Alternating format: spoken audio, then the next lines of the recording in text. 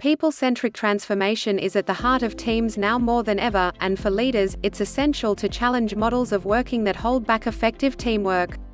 Companies face interesting decisions ahead of them, and one of the most significant areas is determining the next world of work.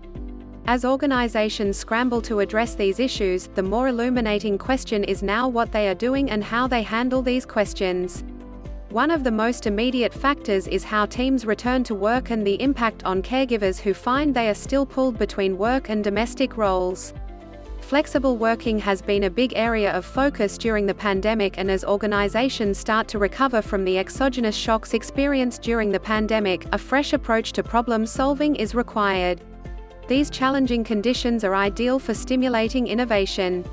But how many companies will have the courage to do a drastic redesign? Help is offered by a team of researchers, Elizabeth Weingarten, Pranav Trewn, Manasee Desai, and Katy Davis from Ideas 42, partnered with Time's Up to share new approaches to addressing the gender gap in the workplace. Based on interviews with managers, academics, and workplace experts, the research identifies how organizations are still tethered to an outdated idea of workers and how these norms still influence our expectations of what good looks like in the workplace. The identity of work originates from the behavior of men who devoted sizable hours to working in a physical space to achieve set goals in a specific time frame. Society and work have changed considerably. Weingarten and her team proclaim, despite these changes to workers' lives, outdated norms continue to both influence current workplace behaviors and inform the design of systems and policies, creating a vicious cycle that in turn reinforces these harmful norms. Let's return to the sensitive and difficult area of flexible working for team members as businesses continue to increase their productivity.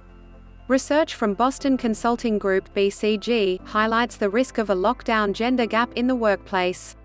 A survey of 2,000 people working in the private sector in France, with an equal split between the genders, identified a trend that 60% of women who have been working part-time are opting to remain part-time after lockdown restrictions ease.